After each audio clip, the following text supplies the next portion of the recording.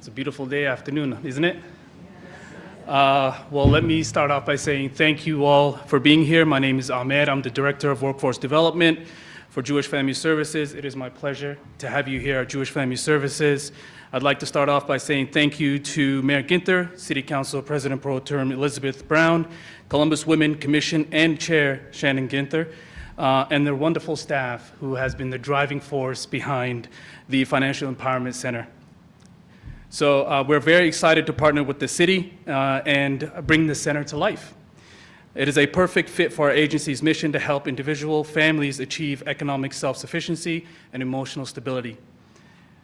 Here at Jewish Family Services, we work with so many individual families who can benefit from financial coaching.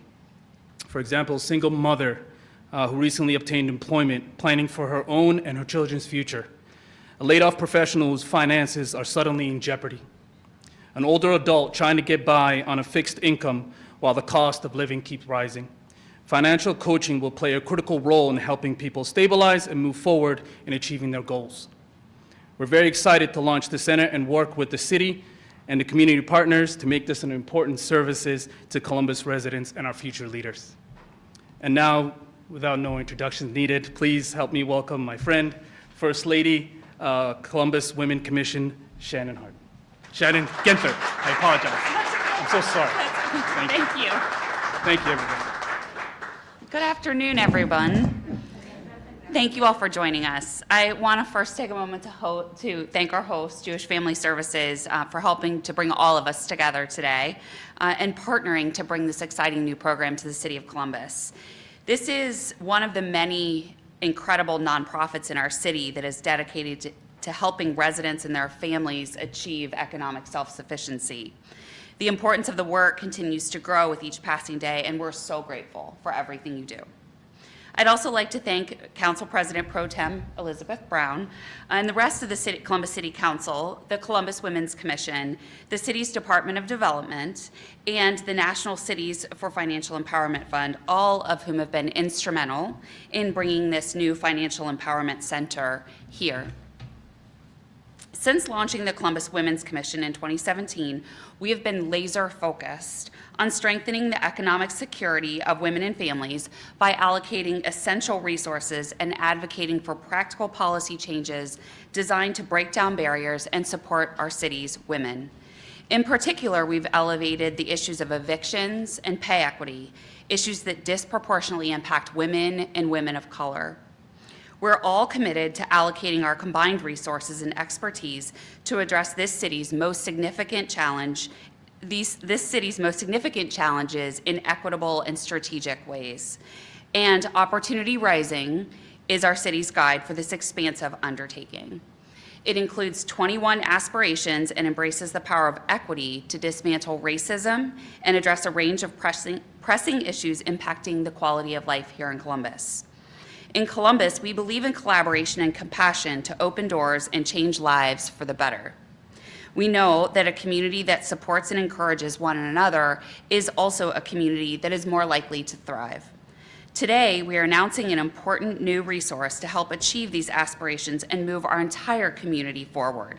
And this work puts us one step closer to ensuring that every resident can achieve and maintain full financial security. A true partner in this work since day one is former Commissioner and current Council Member Liz Brown. We have partnered on many aspects of this work, and we are grateful for your continued leadership. Now I'm delighted to welcome you here to the podium to say a few words. Councilmember. Thank you so much to First Lady Ginther. Back when we realized there was an opportunity for this partnership between the Columbus Women's Commission and Council, it was a no-brainer because of not just the subject matter. Obviously, financial empowerment is important for women, but really because we knew that under First Lady Ginther's leadership at the Women's Commission, they were about getting things done, not talking about it. From the very beginning, that's how the Women's Commission has fashioned their work. And she mentioned some of the issues that the Women's Commission has tackled. We're just so proud that this partnership continues to be one of them. I will also highlight that when we 3 years ago, when we commissioned a financial empowerment roadmap and commissioned new research with the Kirwan Institute for a fresh look at the racial and gender disparities present in Columbus, when we started this work for financial empowerment, it's with a national group, the Cities for Financial Empowerment Fund, and they said to us, Columbus is the first city who has come to them and said, we want to dive into this work through the lens of women and women of color. That other cities have taken on the effort of improving financial empowerment services in their cities, but they haven't done it by really granularly looking at what women need. So we're really proud to break that barrier, right? And when we did that research, you won't be surprised to learn that the findings were troubling. Of note, the 1/3 of residents in neighborhoods of color in Columbus have a high amount of delinquent medical debt. The net wealth of women and mothers trails other Columbus residents. Similar numbers were pulling from a 2019 research findings from the Urban Institute. 57% of Columbus families are financially insecure, and that means having less than $2,000 in savings. And 42% of our residents have subprime credit scores. That lags averages for the nation. And why does this matter, right? Well, it matters a great deal in giving our residents the ability to propel themselves forward or throwing up obstacles in their way. If you lack the funds to consistently meet your family's needs, it's a real quality of life issue. And it also means that the consequences of life's hazards are much greater to weather, much harder to weather. Think of a sudden job loss or a flat tire or an illness that sets you back for several weeks. So our financial empowerment roadmap focuses on what we can do as a community to help families weather these challenges. And we dedicated the roadmap to women and women of color, especially because the facts tell us that they need the most support in order to reach our goals. Financial empowerment results from the coupling of financial opportunities and financial services. And all the work in the roadmap comes back to those things. In late 2020, during the height of the pandemic, we launched our first initiative from the roadmap. It was the Financial Navigator Pilot Program, which had one simple goal. No family should go without the resources they need simply for not knowing where to go for help. In the course of that pilot program, 3,000 families were able to get enhanced support through the 211 hotline. Financial navigators embedded at 211 helped residents in financial distress understand what resources they were eligible for, make connections to different programs, and make a plan to overcome those challenges before them. We're really proud of that program, and we're grateful to Columbus Legal Aid and LSS 211 for making that happen. But we knew that we couldn't just end there. We wanted to really level up this service for residents, and that brings us to the Financial Empowerment Center we're launching today. The FEC gives residents access to professional financial counseling staff, one-on-one, and free of charge. This is a free public service that residents can begin requesting today. In 2021, we applied for a $150,000 grant from Cities for Financial Empowerment Fund, the CFE fund, and on council, I sponsored matching dollars in the operating budget to lock in the resources needed to launch this effort. Through a competitive process, we created a partnership with Jewish Family Services to house the FEC and hired the 3 financial counselors who would really launch this rocket ship by providing this service to our residents. We call it a center because all of the services that Jewish Family Services provides, or all of the other services, we call it a center because of all those other services that Jewish Family Services provide, and as well as the resources of other community partners who have signed on to this effort. All of that will be accessible to residents through their financial counseling sessions. That integrated approach has shown dramatic results in reducing debt and increasing savings and credit scores in other cities that with financial empowerment centers, and we believe it will be a powerful tool for our residents right here in helping them achieve financial security. Before I turn it over to our next speaker, I want to offer an important reflection and a commitment as we embark on this new effort.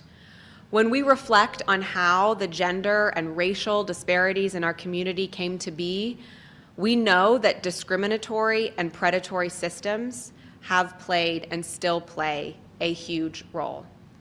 That means that while our approach to eliminating those gaps must include financial services like the Financial Empowerment Center, we must also dedicate ourselves to intervening at larger scales within our financial institutions, our housing policies, and in systems of accountability, like the criminal legal system and the fines and fees that are disproportionately levied on the poor. All of that is also part of the Financial Empowerment Roadmap, and we're excited to launch additional efforts in the future. In closing, I'd like to reiterate my thanks to Jewish Family Services, to Mayor Ginther, to First Lady Ginther, and I want to call out Shelley Biding, who has done incredible work for the Women's Commission and really was instrumental in making all of this happen here today. Thank you to the financial empowerment referral partners such as Homeport's Leah Evans, whose collaboration will supercharge this program. And thank you to our 3 financial counselors for signing up for this journey with us and being a trusted resource to our community members. So much is in your hands. So at this juncture, I'd like to hand it over to Leah Evans.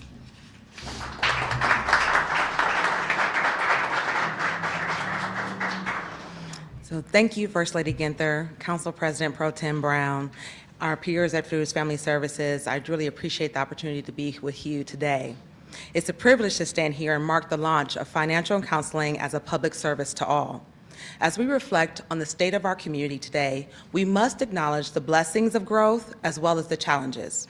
The global pandemic intensified the struggles of those with the least resources. Today marks the expansion of one solution among many that will allow us to truly be the opportunity city that we aspire to. I'm honored to be a part of the Columbus Women's Commission and to lead Homeport. We're a 35-year-old mission-driven organization that is focused on providing affordable housing and building strong communities. We've been providing financial counseling for over 20 years with the goal of advancing housing stability and economic security in the community. And through financial education, we've seen people's lives changed. Clients have improved their credit scores, reduced outstanding debt, purchased and maintained homes, and have been able to withstand an emergency situation like a car repair. In 2021, we served over 250 people through our credit and budget counseling and financial education. This year, we're on pace to do the same, but there is always more to do, and so more access and more partners are needed. Money is a tool, and what intentional and purposeful financial counseling can do is unlock how money is being used to have the best outcomes for you and your family. It's not a given that we all have the same access to knowledge and to that level of intentionality. Every day we deal with money through some sort of financial account or transaction, rent, utility, paychecks, credit cards. For some of our young people, that's student loans. Also for some of our not so young people, car loans or medical bills. We know that women's work is undervalued and we're paid less. We know that our Black and brown families have lower median household incomes, and we know that there's a persistent homeownership gap. We live with an economic system that privileges some and not others, and there's hard work to do to change the systematic issues we face. But today, we will remove one barrier to that knowledge and understanding, and it will allow Columbus residents to have a partner with them to provide financial guidance, help manage expenses, maximize income, and access resources to advance their economic security. Our citizens will be better, and our community will be better for this investment. Thank you, Mayor, Council, our city leaders, and our peers at Jewish Family Services for doing this important work. With that, I'm going to invite one of the counselors to come speak. Yes. Good afternoon, everyone. On behalf of Jewish Family Services and the Financial Empowerment Center, we are super excited to have you guys here today. My name is Anthony French. I am one of the financial counselors here, and we have an amazing team. Marcia and Tammy, they're financial counselors, and we have our manager, Lydia Daniels. So again, we're super excited to be here. So what is the FEC? Why are we here? You kind of heard snippets from different people, but we offer free one-on-one counseling as a public service to the community. We cover topics such as savings, credit, debt, how to improve your credit, and also student loans, as mentioned.